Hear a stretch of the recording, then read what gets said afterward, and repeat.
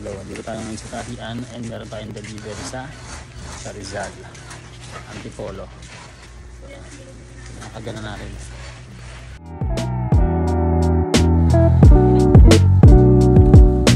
Yung de-delivera natin ngayon na clothing brand sa Antipolo is meron siyang sariling printing. Kaya yung mga dala natin is puro blanks na white and black t-shirts.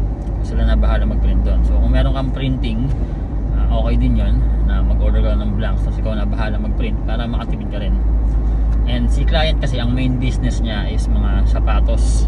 So since yung mga sapatos mataas yung value, ginagawa niyang freebies itong t-shirt. So kung meron kang mga products na gusto mong lagyan ng high value freebie na kaya mo naman, so isa talaga sa mga best choice yung clothing.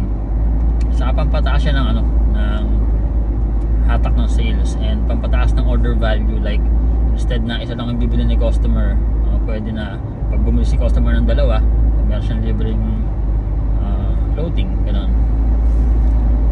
So yan.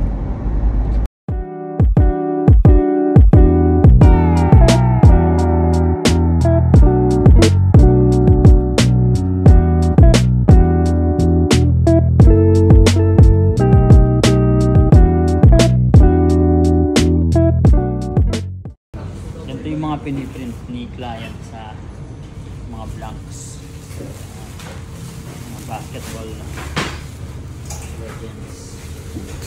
And pagka nag-deliver, ibibilangan ng kliyente natin para tugma dun sa resibo natin.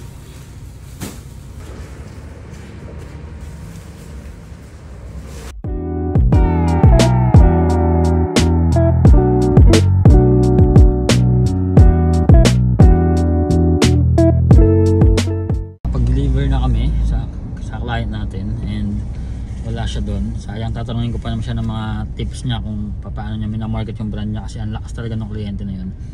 And yun muna for now. If meron kang question or gusto mo mag-start ng clothing brand mo, message mo ko or mag-comment ka.